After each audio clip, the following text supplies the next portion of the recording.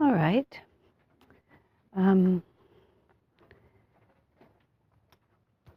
Shall I just let you just keep asking questions till we're done? Or shall I try to take control of the situation? Linda raised a point during the break in relation to your question to Tushima, about the past, because she was pointing out that when your consciousness begins to expand, you get a very different perspective on the past. So even though the events might not change, you actually understand them very differently. You may begin to see what the lesson was that you were supposed to have gained from it. You may understand perhaps somebody's good intentions that you misread. You may understand your own errors in the past. So even though circumstances don't change, because it looks completely different too if you're looking at it like this compared to when you're looking at it like this. So the whole question of how fixed reality is, it's like it looks a different way depending on the angle that you're looking at it. So it's constantly changing. In fact, the past is constantly changing because when you look at it here, it looks differently than you look at it here. I just was on an airplane. I was on the ground when I flew out of Puerto Vallarta. The airport is right at the edge of the bay. So I'd been looking toward, and I'd been watching the planes go, and all of a sudden I'm in a plane, and I'm looking back at the beach. You know, everything is exactly the same, but it's all shifting because my perspective is shifting. And I get higher and higher, and I saw where we'd been staying in relation to buildings around it. I mean, just everything was different, but nothing had really changed. But my point of view on it had completely changed. And once you get down to consciousness, when your consciousness changes, everything changes. And ultimately, the end of finding happiness is the only thing you ever have any actual influence over is your response and how you experience it. But of course, when your response and how you experience changes, then that has an enormous effect on everything also. I mean, we were talking about mothers and their children. Everybody who's tried to raise children knows that those children are amazingly tuned into your reality. And when your reality changes, their reality changes. And the only thing that's really shifted is the vibrations that you're putting out. And it all comes down to this, interestingly, to this chart. The closer you are to the heart of eternity, the way you relate to the dream is different. So does that mean the dream changes? The past changes? It's a little hard to say, isn't it? Because it might as well have changed because your experience of it is so different. This is, speaking of the really challenging aspects of karma, there is this man, his name is Richard Wurmbrand. I presume he's off the planet now because he was elderly when I met him decades ago. He was a Jew, a Romanian Jew who converted to Christianity. So as a Jew in Romania, he got to be persecuted by the Nazis. And then when he became a Christian, he got to be persecuted by the communists. So he went through the kind of experiences that are nightmares to the rest of us. Concentration camps, prison. And he wrote a book. He wrote several. He wrote a book called Tortured for Christ. I mean, and it really is. It's just an amazing, awful story of his ability to hold the power and the presence of God against the most challenging circumstances that the human imagination can conjure.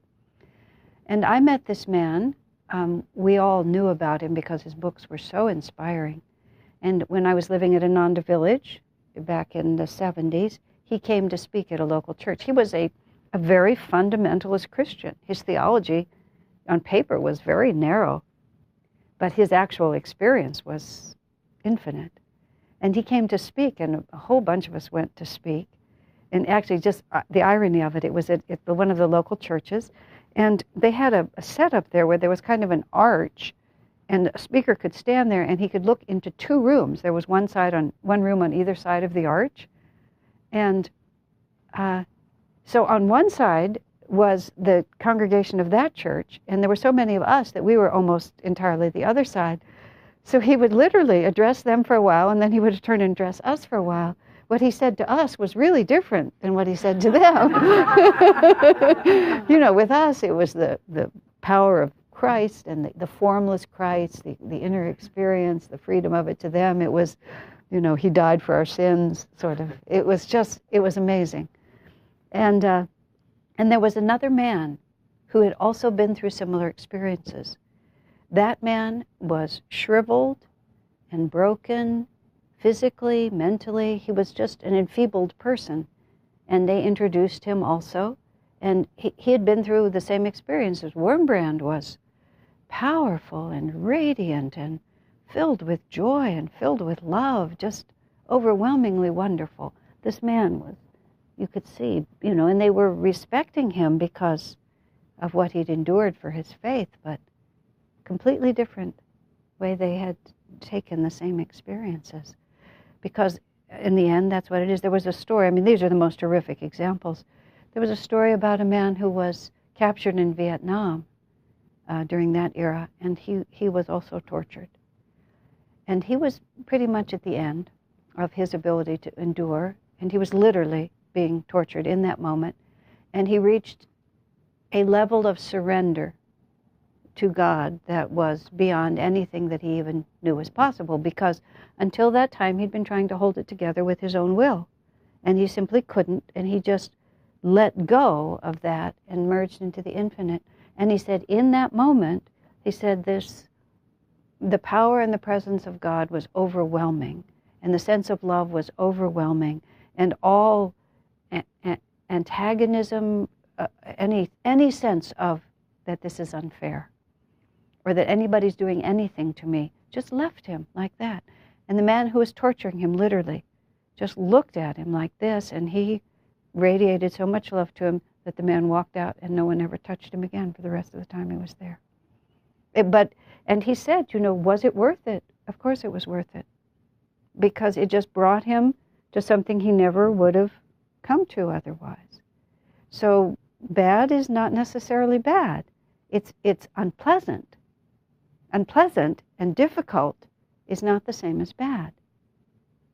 And if karma is always fair, which, is an interesting question, but I believe it's so. If God is really in charge, if Divine Mother really loves us and is really helping us, then in the midst of whatever it is, there is the potential for blessing. Whether we take that blessing or not is the challenge. And you were asking me, how do we move gracefully into this? To my mind, there are certain things to me that are key. One is we are part of a greater reality. And I comfortably talk about God, I talk about Guru, I talk about Divine Mother. I have many ways of talking about it. It doesn't really matter how you talk about it. We are part of a greater reality. That greater reality loves us. It's an active, loving force. And that loving force is always looking out for our best interests. And just like a good mother, that's where the idea of Divine Mother really helps. Oftentimes, your kid does not like what you're doing. You take your child to kindergarten, and the child says, Mommy, why do I have to go to school? Well, you can't live with me forever. Yes, I can. Yes, I can. You need to learn to read. No, I don't. No, I don't. That's the absolute wisdom of a child, right? Give me the whole cake for breakfast, Mommy. You won't grow up strong. Yes, I will. We're just about that smart with Divine Mother. Give me this terrible situation. I really want it. Divine Mother says, no, it's bad for you. We say, no, it's not. It's really good for me. I know. And we don't. So she doesn't. So we are part of this greater reality. That greater reality is wise and loving. And the other part of this is the story has a happy ending. And if we haven't reached the happy ending, we are not at the end of the story. And that's really helpful, because in the middle of the story, if there's no happy ending, we think it's over because somebody has died, somebody seems to be irretrievably lost in some way or another, and the fact of the matter is they may be. You see, this is not, everything is just fine and happens the way it's supposed to happen. It may happen the way it's supposed to happen, but it's often not fine at all. but it's not the end of the story. So if we haven't reached the happy ending, we're not at the end of the story. We're just still in the exciting middle in which the hero falls into the pit and we don't know whether he's going to come out or not. You know, I mean, that's a really exciting part of the story, unless it's you. But if you can get there, we are part of a greater reality. That reality is wise and loves us. The story has a happy ending. Okay? And everything that happens to me is necessary for me to learn something I don't know. And it's never unfair.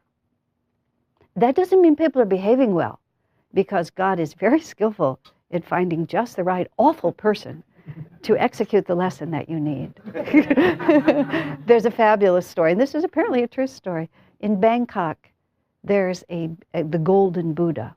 It's this beautiful Buddha that's all made out of gold, and everybody goes and makes their prayers there. And we went to Thailand a couple of times on our way to and from India, and it's really wonderful. And this is the story that was told to us about this Golden Buddha. It's very ancient. Nobody knows how old it is, but this is its history. At a certain point, the Golden Buddha had a place of honor in some king's place, and they were being invaded by barbarians.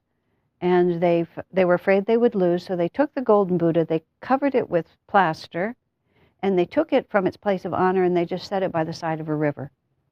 So it just looked like a plaster statue sitting by the side of a river of no particular value. There were lots of statues all over the place. So the barbarians came and they took the place and they ruled for a period of time, and that statue just sat out there. And it sat out there for quite a long time. And everybody who remembered why it was there forgot, because that whole regime was gone. So some centuries went by, and then somebody had the idea that it was a very nice statue and maybe it should be given a place of honor. So they decided they would move it. And it was very heavy, and it was very difficult to move, but somebody was willing to move it, so they got a cart, and they sort of started moving this thing in. And at a certain point, it was too heavy for the cart. The cart began to totter, and the cart falls over. The statue hits the ground, the plaster breaks off, and they realize it's gold inside. So this is how they find out. Now, what I love about this story, first of all, there's some engineer who had the chutzpah to say, I can move the statue, right? Mm-hmm. You can imagine him lying awake at night before they moved the statue, saying to his wife, I hope it works, I hope it works, you know? He had the courage to try, but he wasn't quite competent enough to succeed, right? So God had to find someone who had both of those qualities. If he'd found an engineer who was competent enough to move it, they never would have discovered what was inside, right? And then there's the moment where he's watching all his hard work just go like this. You know, all his calculations are wrong, and the thing falls over, right? And so this is the hero's falling into the pit. The king's going to cut my head off, whatever the jeopardy was, there it's going. But then then it smashes. But then after it smashes, he realizes, oh, we were going somewhere that I never knew where we were going, right? So if we know that we are part of a greater reality, that there is a wise and loving mother who's in charge, and if we haven't reached the happy ending, we're not at the end of the story, that this is affair, this just has to happen because this is the only way the plot can unfold. You see how differently you would respond to everything in your life, because you realize that the only thing I'm ever experiencing is the energy with which I respond. Do I respond, oh no, here it comes again, and it's always happening to me, and no matter how hard I try, and then, like that? Or to our children, we say, I've sacrificed everything, and this is the way you repay me. Just go ahead, don't think about me, Like, that's not going to work. Do we say that my husband, who's a smart man for 25 years, has told me not to put the luggage on the hood of the car? Oh, I'll put it on the hood of the car, like that. No, surprise, surprise. It's like, how do we respond to everything? And what is God trying to teach me? And when it involves other people, how can I serve? We think that everything is there to make our lives pleasant and easy. And nothing is there to make our lives pleasant and easy, because what would we gain at the end of it? Where would we be at the end of it if everything is pleasant and easy? We were born, we live, we hang around for a while, we get older and older, And, I'm old enough to have gotten older and older, and just noticing how, wow, it's really different than it was when I was 20. Everything is different. Like, what do I have? And death will come. Death has taken a great many friends. It's taken Swami Kriyananda off the planet, people that were vitally important. Nothing lasts. It's just, and when that happens, what do I say? Why? Or do I say, oh, this is to fix my consciousness. This is to teach me something I don't already know. And let me get busy and learn it. And then, happiness becomes happy. The whole definition of happiness, you see, is different. It's not pleasure and ease. The definition of happiness is getting on with the main story. And that main story is to move ourselves closer to the center of eternity and to see it all as our Divine Mother sees it. It's wonderful. The images of children are so, everything in this world is a symbol. The way you watch children grow up, and if you have any involvement or understanding of how children are raised, just be that child yourself and see yourself from that perspective. With living as and knowing Swami Kriyananda as I did for so long, his perspective was so expansive, and he was such a extraordinary example of wise and loving divinity. Just always helping us. And sometimes I think, oh my gosh, what we look like to him, just children playing in the mud, so serious about our little mud pies and so serious about our little commitment. But I'll give you a specific example. When I was 22 and he was, I think, 43 or 44 when I met him, 43. So there was, obviously there was always a 21-year gap between us. So, but when I was in my 20s and he was in his 40s, I was really just young and excited and enthusiastic, and I had many good qualities, but I had other qualities as well, and lots of them. And I was an asset overall, but I was also a real trial. And when I got to be 44 and I was working with people who were the same age as me, as I had been when I started, it was really tempting sometimes to say things like, "You're just a child. What do you know?" Or just being annoyed and just wanting to use my authority to suppress their energy so they would just go away and not be so 20. But I appreciated that I was looking in the mirror, because I have a pretty good memory, and I can specifically, chronicle the incidences. It's not like I think I know what I did. Anyway, moving right along, I realized that in all the years I had known Swamiji, he had never, and I mean this, he had never referred to my lack of experience or my age. Not once. And it was like a neon sign I was wearing, but he never said it. And so I saw him after this sort of revelation came to me, and I said, "Swamiji, I really want to thank you." And I said, I realized you never, in all that time, even though my immaturity was so self-evident, you never referred to it. So he accepted that graciously, but he had a look on his face that I knew that the conversation wasn't finished. And then after he accepted what I said, because it was appropriate for me to express appreciation, so he accepted it. But then he said, "I never noticed." That was what he said. He said, "I never see anybody's age." He said, "That's just a factor of the body. The soul is ageless." He said, "I don't look at people." He said, "I look into them. I look into their eyes." And so he never defined me as I defined myself.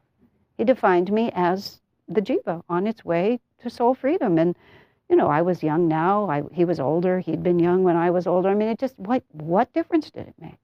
And I realized in that so many important things that, yes, it's good to affirm the right attitude.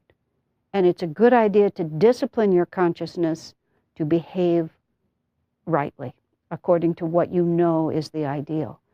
But that is not the end point.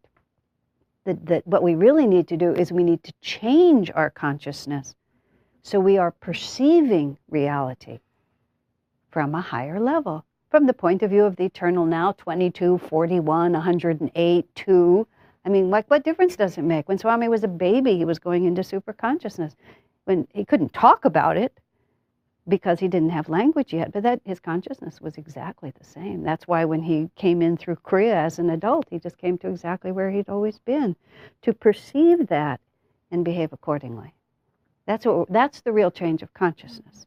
And then it's not suppression, it's not discipline, it's not willpower, it's just spontaneous perception. And that's where real happiness comes from. It's better to behave right out of willpower. And Master himself puts it this way in one of his poems. He says, it's not enough to be good merely because it's your habit to be good. He said, you need to be good because it's your spontaneous perception of the world. I've had fun with it over years because I have a very critical mind, or an analytical mind, and I used to have a very sharp tongue. And I would say the truth in ways that were not always helpful. And realizing that wasn't a good idea, I've gradually tried to change my way of responding. And every so often I'm so pleased because I'll say the truth, but I'll just say it in a helpful way. And it comes out of my mouth like that. It's just like, it's true. But it's just like, oh yes, he does have a very original way of expressing himself, doesn't he? You know, that's saying he can be so obnoxious, can't he? I mean, it would just be what I would have said before. Like, who in his right mind would have responded like that? But instead, I say, oh, he has a very original way of responding. And I really mean it. Because first you discipline yourself, then you affirm the right attitude, but then gradually you begin to realize, oh yeah, this is just the way people are. And I want to serve them. I don't want to just serve myself. And how helpful is it to be telling everybody what a turkey they are, really? When, you know, I'm very willing to help people, and I try to say yes of whatever I'm asked. And I tell people, don't worry, you can't impose on me, because if I don't want to do it, believe me, I'll say I won't. And whenever I'm trying to serve people and the thought crosses my mind, if you weren't such a jerk, you wouldn't be doing this. I think, wait, take a break, you know. It's just like my consciousness is off. And it's just not a question of their behavior. It's that my consciousness is off. And if I can just pull back into myself, get closer to my infinite nature, then I can look at exactly the same situation.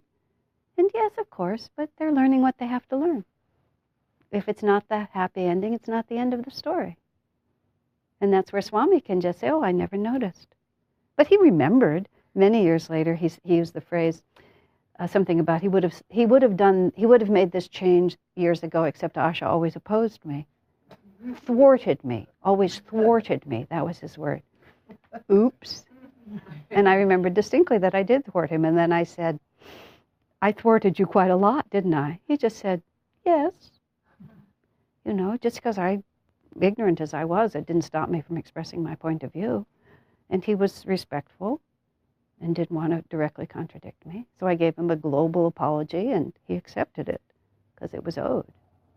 But at the time, he wanted to serve me, and it wouldn't have served me to have suppressed my energy. Because overall, you know, I was worth it. It was like the good was going to outrun the bad in the end, so he worked on it. But you see, that's real service. When even intentions that he knew were good intentions, he would still think in terms of all the people. And I'm just one, you know, I'm just one. There were literally thousands of us. Does that make sense? These are very high ideals. But the only way, I mean, I don't see any reason to mince words. You can take shortcuts and, you know, patch the dam a little bit, and it'll hold for a while, but it's just going to spring a leak somewhere else. You know, you really need to just go to the foundation here and look for what we're really looking for. Okay, questions, thoughts? My goodness, have you dried up? I shouldn't have given you a break. Yes. My question would have been about just expanding a little bit on relationships. Sure. So if I want to serve in a relationship, I allow that person to do their own. No, not necessarily. The key word in relationship is you have to respond appropriately. Because if somebody is doing something that's entirely inappropriate, for you to give them the impression that that's just fine is in no way serving them. Now, you can respond at different levels.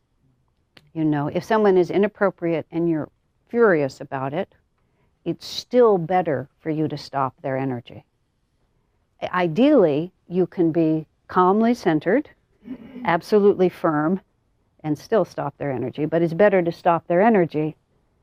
You hit the highest level that you can hit. Because, see, people make a grave mistake, and they think that to serve people means that you're nice. Not necessarily. I mean, think about the mother. I literally knew a woman who didn't like to hear her children cry. And she raised the most helpless, spoiled children. They were just impossible. They couldn't function in the world because she never wanted them to cry. That's not love. That's absolute cowardice. You know, you have to behave appropriately. And you do it with as pure a heart as you can, but you still have to do it. Because sometimes it's your own fear, and for you also, you see, appropriate includes you. This is what people sometimes don't understand. You're as important as everybody else. You're neither more important, but you're not less important. You have to simply weigh all the factors impersonally and just say, what is the appropriate response here? And many people who are nice all the time are not really nice. They're just afraid. And fear and nice is not the same thing. Fear is not an appropriate response, and fear does not move you into the center. So truth is how you serve people with the purest that you can do. But in Swamiji, many times I said, well, sir, I didn't say anything because I was so upset. He said, speak up anyway. Better to speak the truth with a lot of emotion than to not speak it. Because at least if you bring it out, you can start working with it. And you just be as honest as you can. On a scale of 1 to 10, if you're only a 2, still go there. But you know that I'm a 2. You go there as honestly as you can. Oh, I'm really upset, but being quiet is not an option here. Fair? Yeah, it's a very important distinction. Yeah. A lot of times, though, I have said things so in a real hurtful, abrupt way, like you were talking about. Mm-hmm. So now I might step back and then go back. Right. And say, So we try to, we learn from our own experiences, don't we?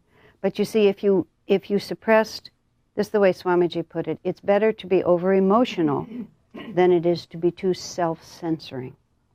Because if we're always censoring ourselves and nothing ever comes out, nothing grows. You're not better for having suppressed it all. It's just basically everything is stuck. Does that contradict the karma issue, though? Well, karma is difficult because karma is not to be nice. Truth and, okay, here's what we're trying to do with karma. We're trying to free ourselves of compulsion. That's the word we're looking for. We want freedom. The unlearned lesson is how to be free and not be limited. And fear is a compulsion. Fear is not freedom. So if you're being silent or not standing up for something that should be stood up for out of fear, you're just perpetuating the karma. Because it could be coming to you, so you don't always know what the lesson is. Sometimes the lesson is just to have the courage to stand up. Even if you fail completely. One of Taylor Caldwell's stories was about I guess there was some kind of in ancient Greece, there was some kind of a thing where they put young girls in front of raging bulls, and the children had to learn to jump over the horns of the bull. And in this particular story, the girl jumped but was gored and killed.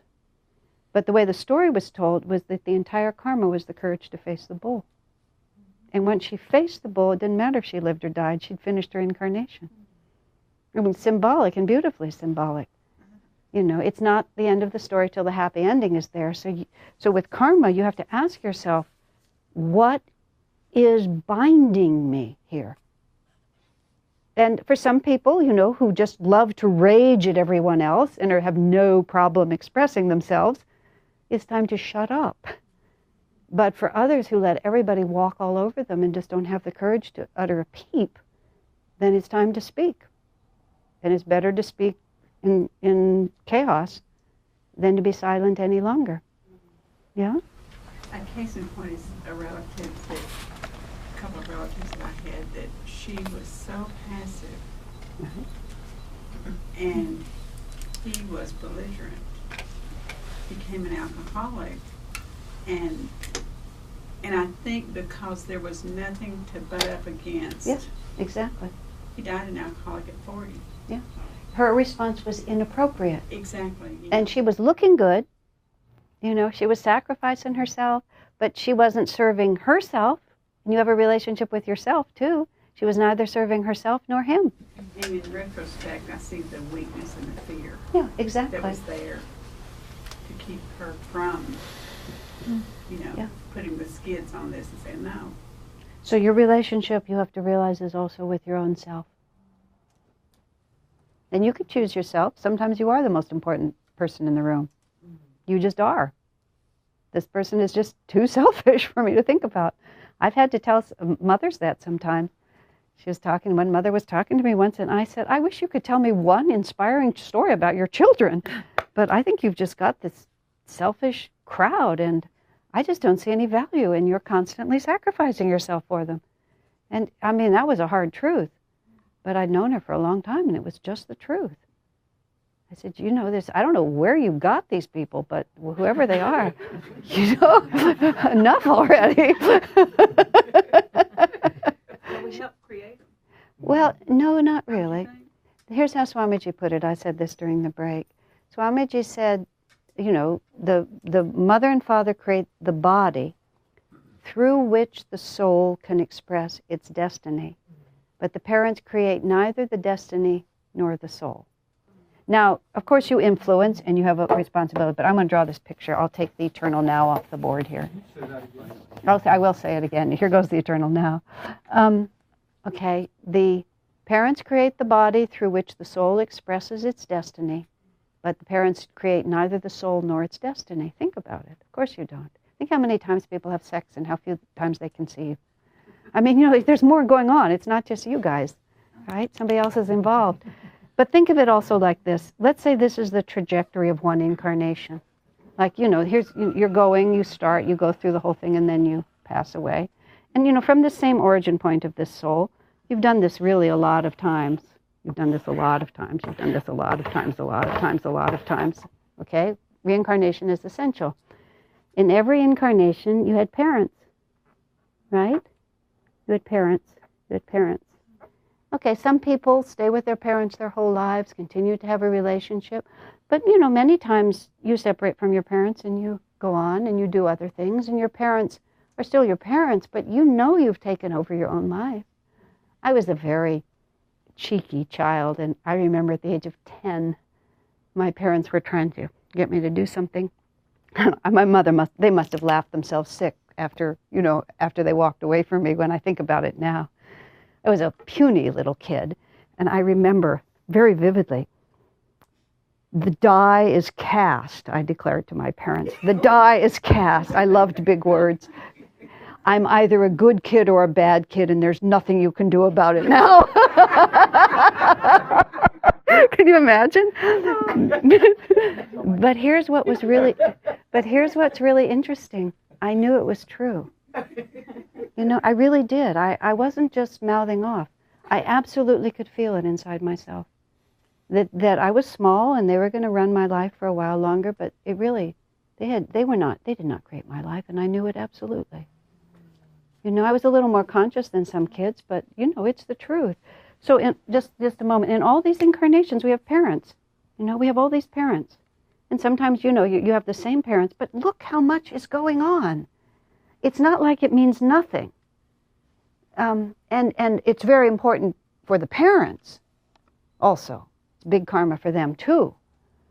But nobody's destiny is determined. Your own consciousness is, but you don't own these children. You just move them around.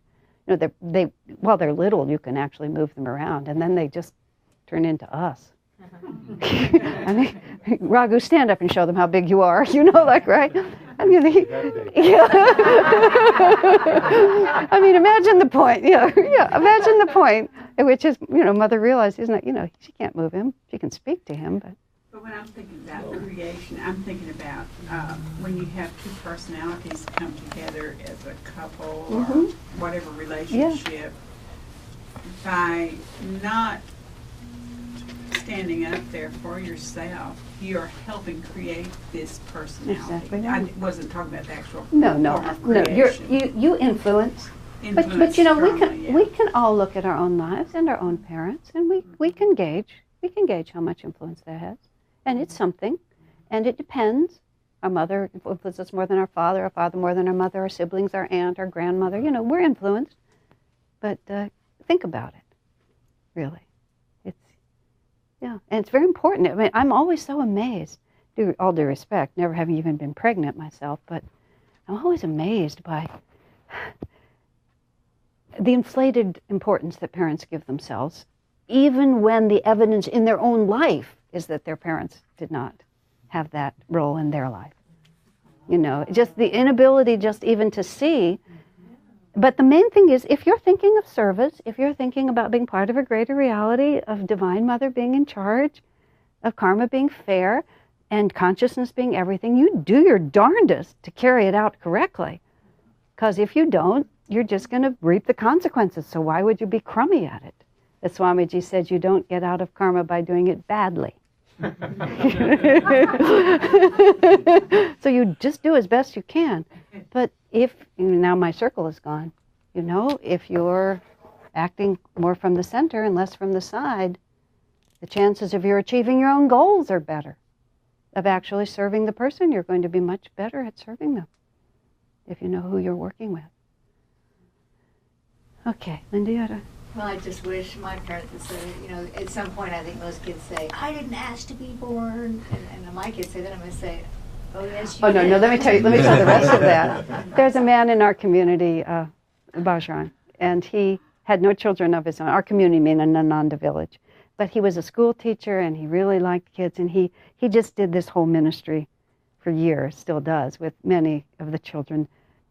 If you look up Team Sprite, of all things, on the internet, he and a whole bunch of kids rebuilt a little car, and then he sold it. I mean, he did great things with the children.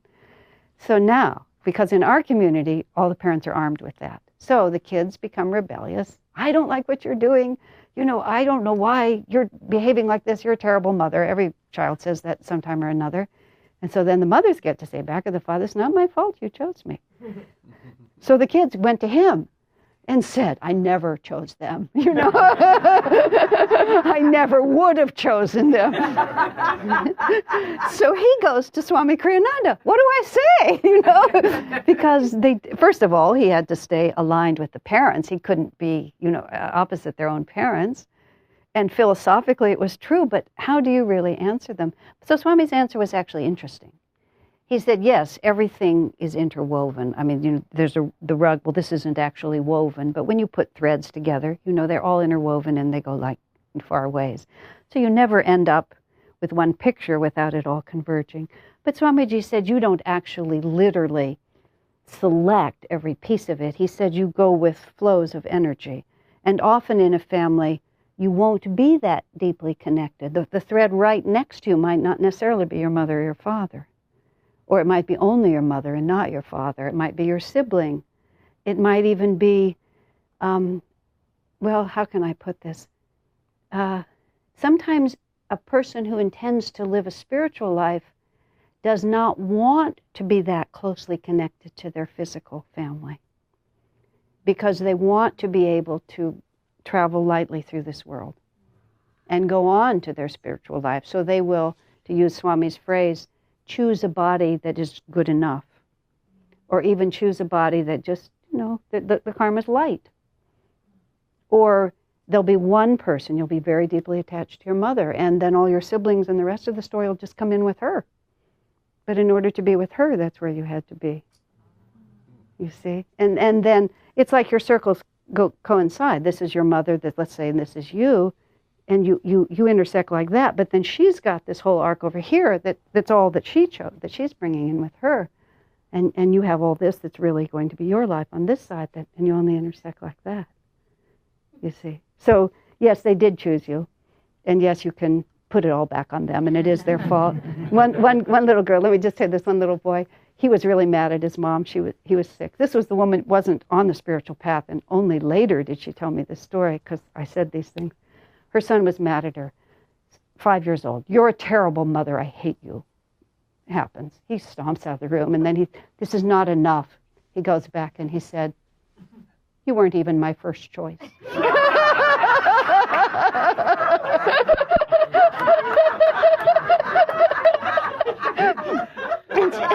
And she was so fascinated. She said, "Really, darling, who was?"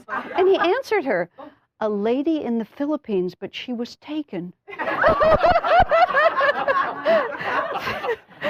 Yeah, so the reason she told me this is because I told her what Master said. Master said when the sperm and ovum come together, there is a spark of light in the astral world.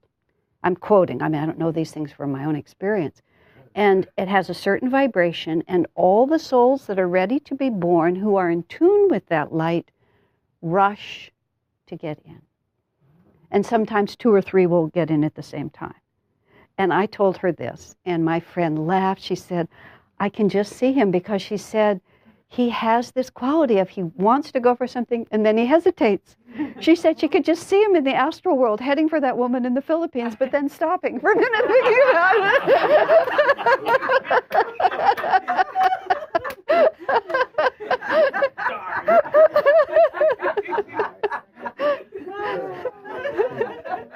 And he's like, "Out of my way." Yeah, and some are like that, out of my way. Yeah, exactly. She's mine. So what if you never had a connection with anybody in your family, even if you grew up in the family, like no connection or bond with mother, sisters? This can either be... Could it possibly have been to experience what I was supposed to learn? Of course it was. Karma is always fair.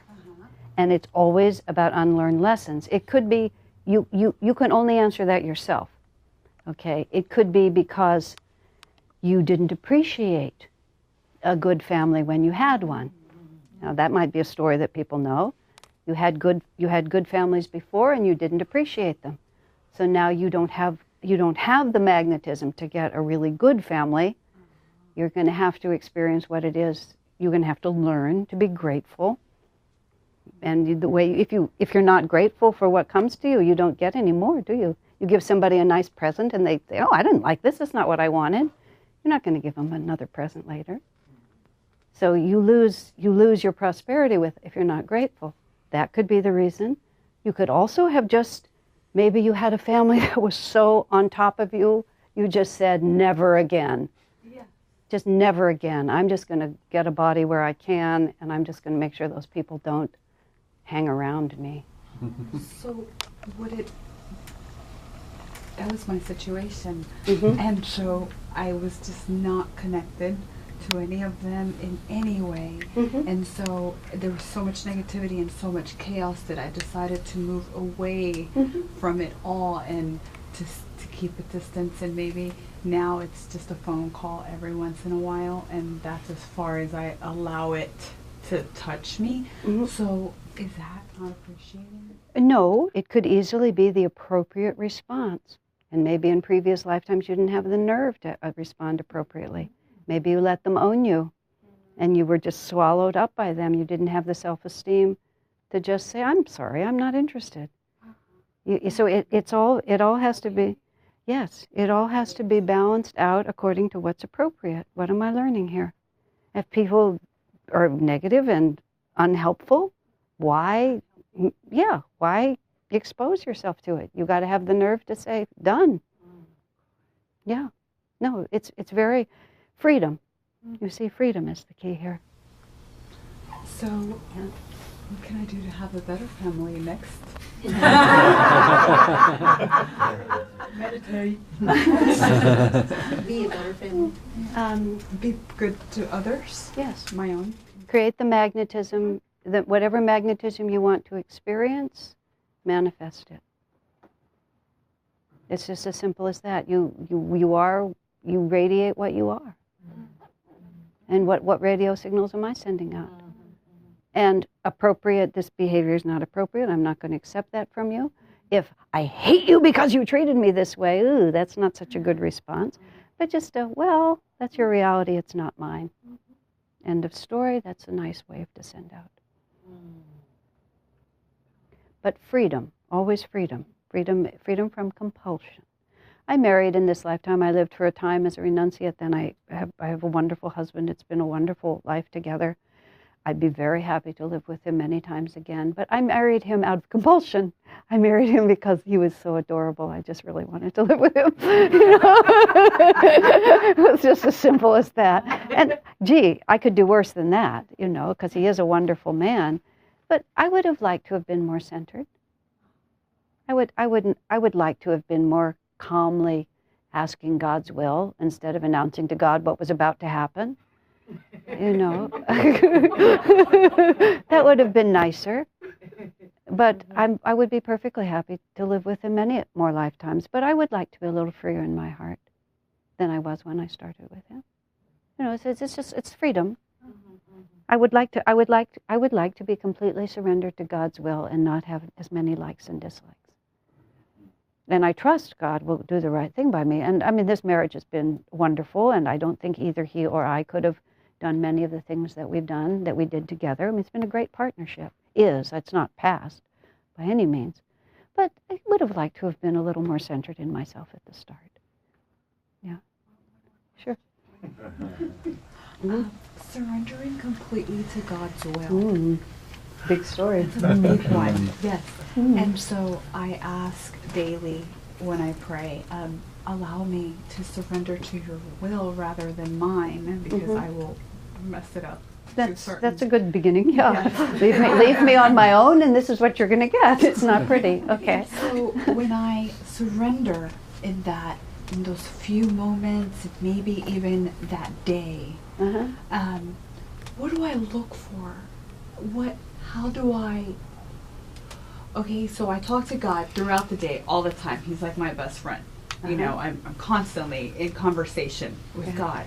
And so, surrendering to his will, do I wait for... No, you're not passive. Surrendering to his will is doing the best you can with whatever's in front of you. I mean, surrender just the best you can with whatever's in front of you. And the infallible sign of God's presence is joy. And it's just because you do enjoy it doesn't mean that he doesn't want you to enjoy it. Swami, that's scrupulosity in the Catholic Church. The more you suffer, the more holy you are. Swamiji, I mean, we fall into that. I fell into that. Swami looked at me and said, God does not want you to be unhappy. He said, that's your idea, not the divine. So joy is what you should do. And just find the joy, whatever it is. And yeah, use your common sense. It's really not as complicated as you think. It's just a question of just going along and trying to, in every situation, not complain, rise with good energy, try to serve, and you'll find that it flows. Yeah. I can go on, and I'm quite happy to, but I also I'm a great respecter of time, and I believe we have actually hit the announced limit of our experience here, so I would like to allow you all to exit if you want to or need to. And I'm also perfectly happy to stay and talk to as many of you as may want to, so I'll do both. Okay? And I'm giving a class tonight at the Meditation Center. I'll be here tomorrow morning for Sunday service, and then we're bipping over to Lakewood. I don't know where we're going, somebody will put me in a car. And we're going somewhere else. So there's 3 more programs before I go back to California. We're going out to lunch, and everyone is welcome. So, I got a question. I think I've been doing let me give pause, and you won't be rude if you walk out at this point. Okay. Yeah. The question, I think I've been doing it all wrong, because sometimes I feel like, well, I've heard that you reincarnate with groups. So these people that you're around daily or whatever, you're going to have to come back and see again. Not necessarily, no. You can learn, if you learn the lesson, you won't have to see them again. If they haven't learned the lesson, they still have to learn it, but you don't have to learn it with you. They get to learn it from someone else. Feel that negative, you don't have to be around them. You don't. Yeah, you can finish it all by yourself. You don't have to be nice to them. No, you don't have to be nice. Just what your name again? Evie was asking. No, you just have to behave appropriately. And if they're just not behaving appropriately and nothing you do is going to teach them, you can't hasten their evolution, but you can extricate yourself from it. Swami was very explicit with me on that. He said, if you learn the lesson, he'll learn it with someone else. You just learn it for yourself. Otherwise, my God, no one would ever get anywhere. You'd all just be stuck. The lowest common denominator would hold everybody down. Yeah. So the lesson, let's say someone was incredibly and brutally just mean to you all of your life. So learning that lesson, what is learning the lesson? How do I know? How am I sure that I've learned the lesson? I've already separated Common myself. sense was the word you used. If you're still afraid of it, that means there's still karma. Swamiji said, when I asked him, I actually asked him a different question, and this is the answer he gave me, that if fear and longing are the two things that bind you. So if you long for something, or if you fear it. And if you fear it, it doesn't mean that you have to go back and stand in front of the powerful person who beat you up. It just means you have to keep working in your heart to be unafraid of it. But Master said, if you know you're going to be defeated, then he said, run away. Yeah. And so if you feel peace with the separation and the distance. Or even if you feel no peace with it, but if you go back into it, you're just going to lose again, you just stay away. So you've learned the lesson. Yeah, well, no. The lesson may at this point be to recognize my limits. To not be so egotistical as to imagine that I can face that and succeed at it. I think somebody here is responding, amen, over on this side. Yeah. I just this negativity is so much bigger than my capacity to face it. My lesson right now is to hide from this negativity. And that's over the ego that says I can. That's exactly right. Ego that says I can do it. If you haven't completed lessons with that person, they'll come up again. Don't worry. Don't worry. You'll get to learn it. The way Swami put it to me once, you've gone as far as you can go right now. He said you need to go off and grow in another way. And when you're big enough, this will come back to you. Don't worry. You'll get to do it. But you'll get to do it in a way that you can win. Master said, really, if you're going to be defeated, I love this, run away. Because he said it doesn't serve you to be defeated over and over again. Elaborate on the longing part of it. And the longing part of it is, if only I could have married George instead of marrying Henry, then my life would have been so beautiful. Why are you talking about me? Henry turned out to be such a jerk and George was such a hero. But when he loved me, I didn't, that's longing. Or, gosh. Bad about that? Well, nothing's bad about that. It's just that you get to do it. And you get to find out how happy George is going to make you. And here's the important point about this. We learn from being disappointed, but we learn more from being fulfilled. Because as long as we don't get it, we imagine that there's a happiness there that has been denied to me.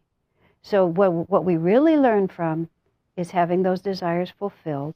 And then you realize, that was wonderful. But there's something still in my heart. And then that's when we begin to turn to God. And we don't turn to God. That's why poverty-stricken people who are trying to find enough food to eat and trying to break into material comfort rarely, I would say never, come to the teaching of self-realization. Because they imagine that all that will make them happy. And when we say, no, it won't, they say, oh, come on, that's easy for you to say.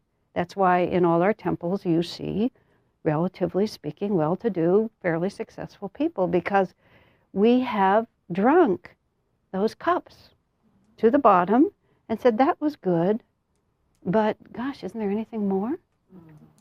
My own life is very interesting in that respect. I've had just a wonderful life. I've had very, very, very little trauma. And I said to Swami, I'm just obsessive about being happy. He said, past lives. Been there, done that. I realize I've had so many things I know in past lives. I know they're not going to make me happy now. So now I'm just trying to stay on the main event. So a lot of those longings have to be fulfilled. So don't be afraid of your karma. You want to be a movie star? Go out and be a movie star. You know, you want to marry and have children? Go out and marry and have children. Because if you really want to, you're not going to. No, you can't have somebody say, it's not really going to make you happy, dear. Easy for you to say. You're married to George, you know. But then go through it as consciously as you can. What is this giving me? You know, that's why I speak of my life with my husband. I really wanted to marry him. And I did, and we've had a wonderful life together. It's been marvelous. Nothing is wrong with it at all. It's not like I'd say, oh, I want to repudiate marriage, and no, not at all. But I was not very centered at the beginning. That's what I'd like to be. I'd like to be centered. Yeah, there's lots of things we long for. When Swami told that to me, I said, well, sir, my first 10 years at Ananda Village, through my 20s when we were building the community from the mud, it was so much fun. I said I'd go back to it like that. He said, that's different. That's just enthusiasm and gratitude. That's not really like, oh, I really long for this. But longing can also be, you know, I really made a terrible mistake. I mistreated that person. I should have. It's regret. Longing and regret, excuse me. Longing and regret. Fear, longing, regret. Now, I want to be fair. I don't think he used the word fear. He said longing and regret.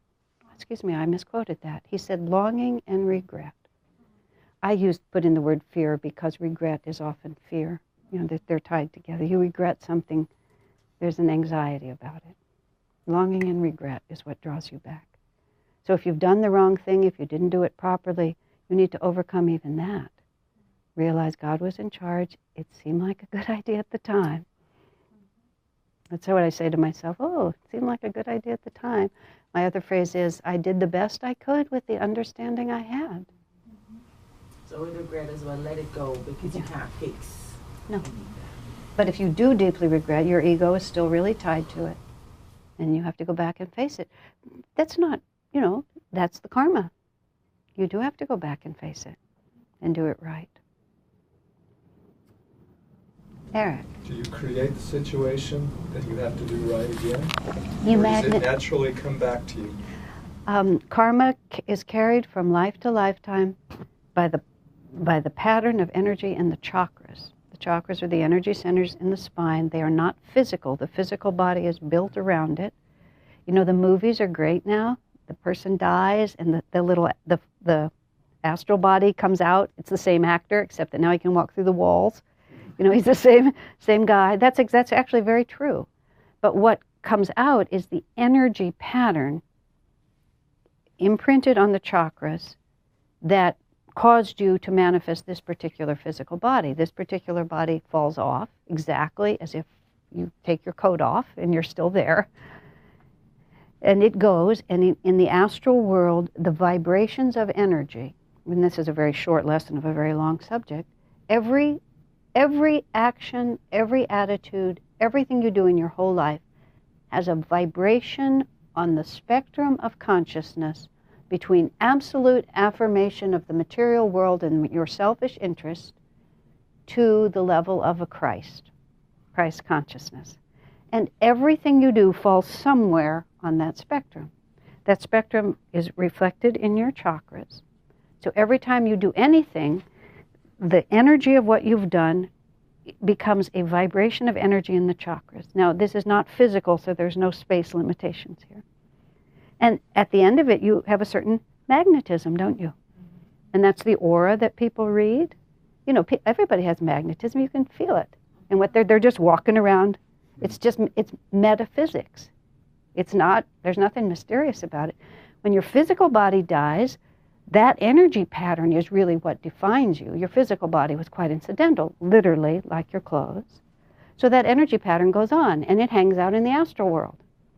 And when the karma of longing and regret make it time for you to need to take another physical body because you need to go through this again, that energy pattern finds another appropriate energy pattern, and you find yourself in a body, and all that energy is radiating, just like this.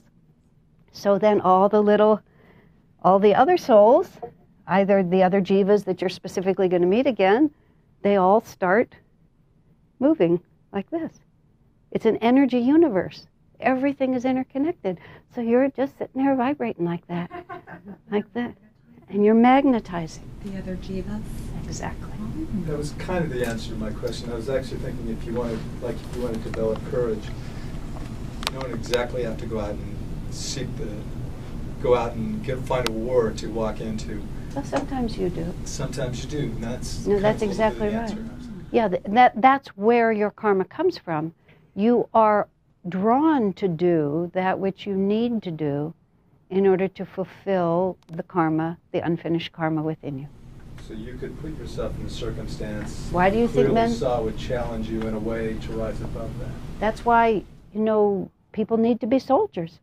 Sometimes to be a soldier is going up. Sometimes for someone else to be a soldier is going down. But for someone else to be a soldier could be going up. It could be a very, very important self-sacrificing, self-discipline experience. So that's when you stop judging. You really do stop judging because you realize, wow, look what it's fascinating. You think, wow, that's tough karma. But still, that's why it's always fair. Yes. Similar to the question about children, soldiers with their PTSD, how do you wrap your brain around what happens to them when they can't escape? Well, they're caught in the subconscious, aren't they? Yeah, it's imprinted itself. It's imprinted itself so deeply. The way to deal with all of that is think of it like this: if you have a white expanse here and there's a dark black spot, if you stand here, everything is black. So the only way to really deal with that is to just back up from it and get a bigger perspective. I am part of a greater reality. I have a loving divine mother who's giving me the experiences I need. All karma is fair. What am I supposed to be learning here? And that's tough karma. But it's always fair. So just back away from... And serve them in any way you can. But if they can't let go of it, you just have to figure out what your appropriate response is. How much can I help? And you're helping them to back away from it. You try to expand their perspective. Actually, we had a group of wounded warriors come to our community once they had a retreat at our Expanding Light, and it turned out to be a tremendously positive environment for them, because the perspective that we had collectively, we had compassion, but we weren't freaked out. Because you're living in this bigger picture. Yeah, that's tough karma. There's no question about that. But there was a relaxation about our ability to relate to it. Yeah. Yes. So, just listening to everything you're saying about, we are souls, hanging out in the astral world, and then we find a body to work on our own journey and all that. Yeah. Because we're part of a very big family, and how do I help my mother? How can I help her to not take personal responsibility for everybody's choices? You know what I'm saying? I don't really. We're all.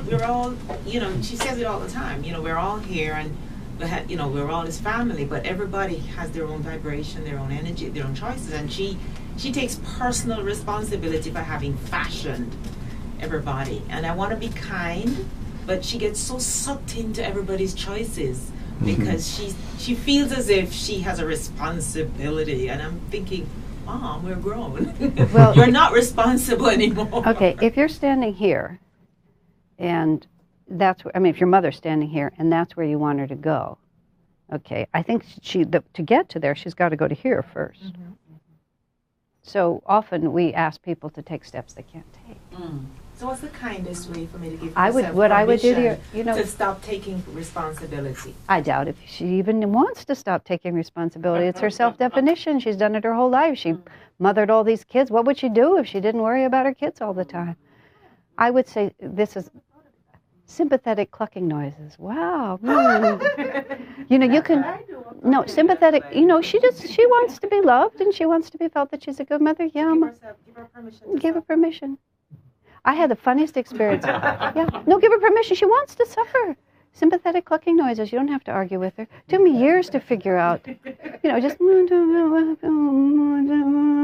I used to think I always had to articulate something because I could.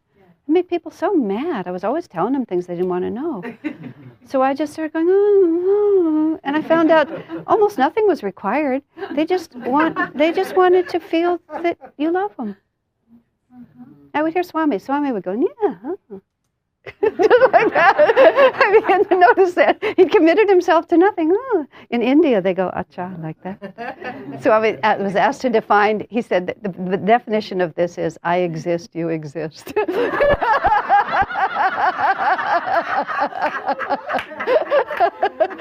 No, you'll find, and your mom will love you for it. Well, I was raised Jewish.